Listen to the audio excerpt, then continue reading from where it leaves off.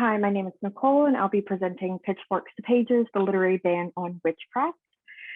Did you guys know that according to the American Libraries magazine, 9 out of 10 books that are challenged are initiated by parents? Now, I can see this from a parental lens. Imagine that you're a parent and your most important job is to protect your child. And what if you could do something, you could say something, you could get rid of something that you think would protect your child? Would you do it? I mean, I would if I thought that was in the best interest of my child. And this is the same logic that most parents use when challenging books. Now, I've been researching Wicca, paganism, and other forms of spirituality, such as tarot, palm reading, crystals, and other methods for about 3 years now. And today, I will be discussing why the mob is gathering their pitchforks to ban books about witchcraft. I will be examining 3 major reasons why books about witchcraft are frequently challenged or banned. And these reasons are because they have violent or negative ideas, they include non-majority religious affiliations, and there's just a presence of witchcraft. Then I will look at the psychological reasonings behind censoring content. And finally, we will examine how limiting exposure to alternative lifestyles can affect individuals post-childhood. Now, what are the 3 major reasons that are given for banning books on witchcraft? First, like I mentioned, there's violence and negativity. This could be something that is too negative or depressing for a certain age group, or it could include violence. For example, in Harry Potter, towards the end of the book series, they include large-scale battles, grief, depression, and other forms of anger. This could be something that people see as too violent for that age group. So that is one reason that books like Harry Potter have been banned in certain areas. The second is religious affiliations. And by religious affiliations, I mean non-majority religious affiliations.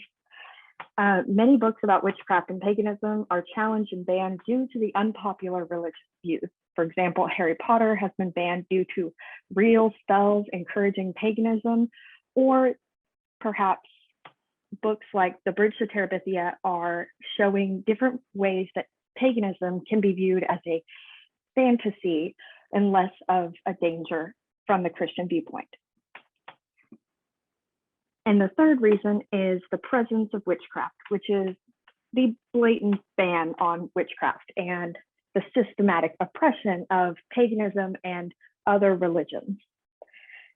And a general theme of this is just books that include magic or witchcraft themes. This could be Roald Dahl, The Witches, Harry Potter, Bridge to Terabithia, Inkheart, Inkspell, Inkdeath.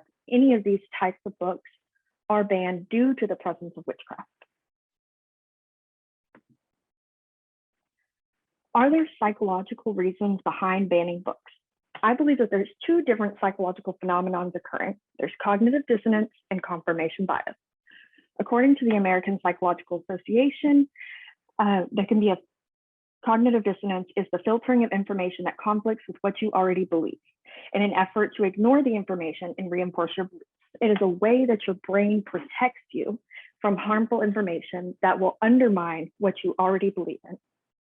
And now confirmation bias is our tendency to process information by looking for or interpreting information that is consistent with one's existing beliefs. This is going out, finding information that is going to say, yes, you are right, the other side is wrong. Both are typically used when trying to ban books. And what are post-childhood effects of limiting exposure to alternate voices? So there's one viewpoint that we could look at this, which is being a protective parent versus overprotective. I would like nothing more than to shield my child from every dark and scary monster in the world. To a certain point, that is my job as a parent. I'm supposed to create a safe environment for my child's development.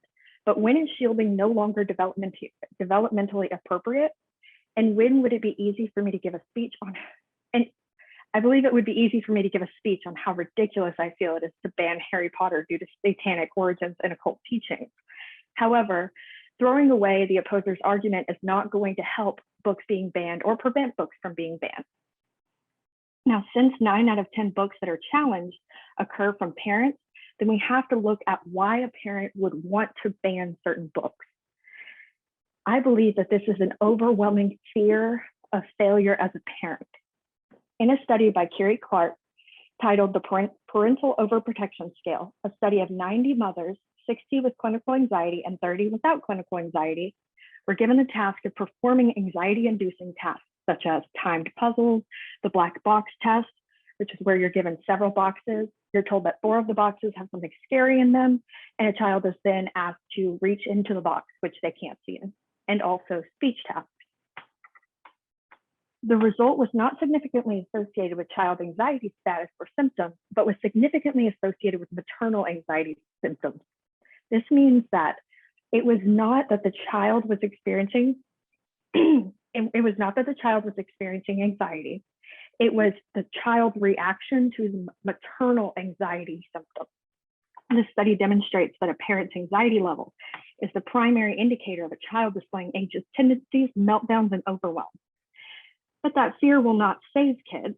Instead, it will fester into anxiety, depression, risk-taking behavior, and a host of other types of big, scary monsters. Now, the ban on witchcraft, magic, and fantasy books can create a fun and creative safe space for introducing concepts that may later on induce anxiety if children are not exposed to them in a healthy and safe way. For example, in Harry Potter, people learn about death, jealousy, racism, grief through subtext and personification. Children's books help expand children's minds and encourage conversation. And best of all, it encourages children to question everything. In conclusion, the reasons given for banning books about witchcraft demonstrate religious preferences and the psychological phenomenon occurring keeps these kinds of arguments at a stalemate, and parents are just doing what they feel is right. I feel it is important to leave y'all with one last statement, and I'm sure he's been quoted several times throughout Banned Books Week, but you don't have to burn books to destroy a culture. Just get people to stop reading them. Ray Bradbury. Thank you.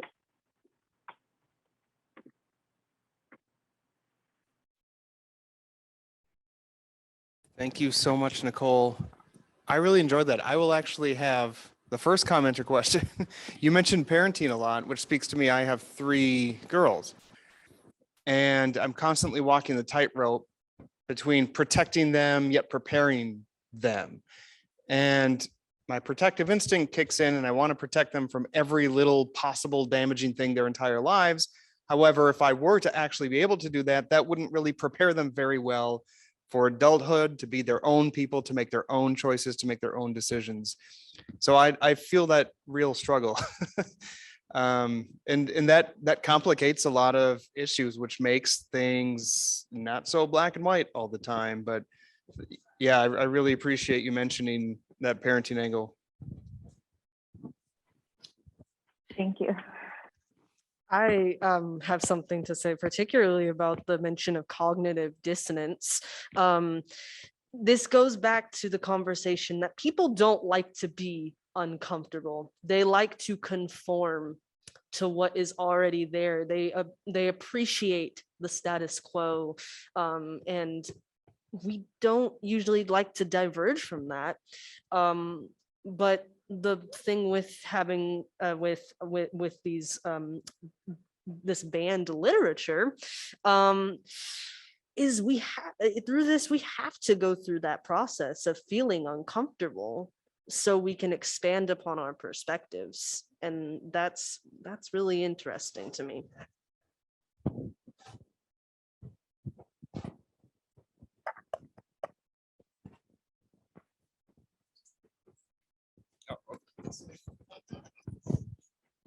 You know, parents try to protect their children, but actually, if you stop and think about it, if you let them develop relationships with book characters, it's almost a safer way for them to learn about those hard life lessons. In Harry Potter, I read the whole series. Yes, I can't help it. I love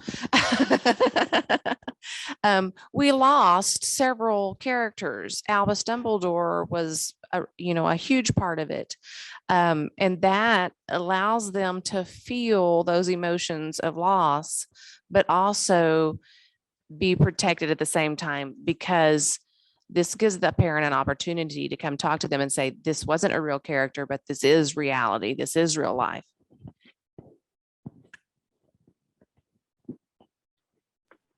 And I definitely struggle with that line between parenting and overparenting.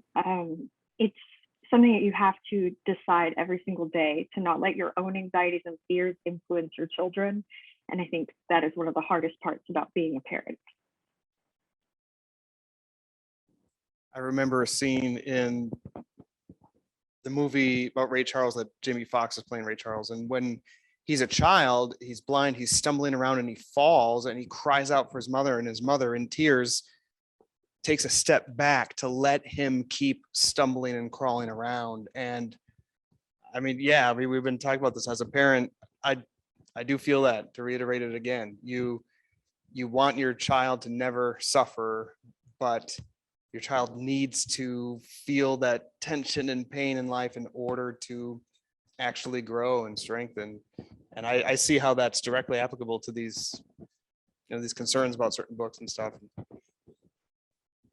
Yeah, any other questions on Zoom?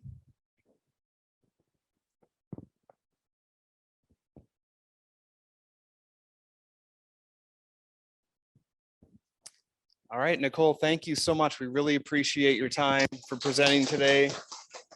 And finishing this one, that concludes our Banned Books Week seminar. Thank you everyone who attended in person and on Zoom. We've had several come and go throughout the presentations. So thank you so much. We appreciate it. And come to the library, at least here at Dick Smith, we have some, and Rickett has book displays, or they, okay, yeah. Cool. Yeah, banned books and comics, come check the stuff out. And again, be awestruck by how many books are on that table and how many more could actually be on the table, and just really feel the gravity of how prevalent banning and restricting information has been and continues to be, unfortunately. And the celebratory aspect of Banned Books Week is we celebrate the efforts that we and others undertake to try to provide access to people. So thank you.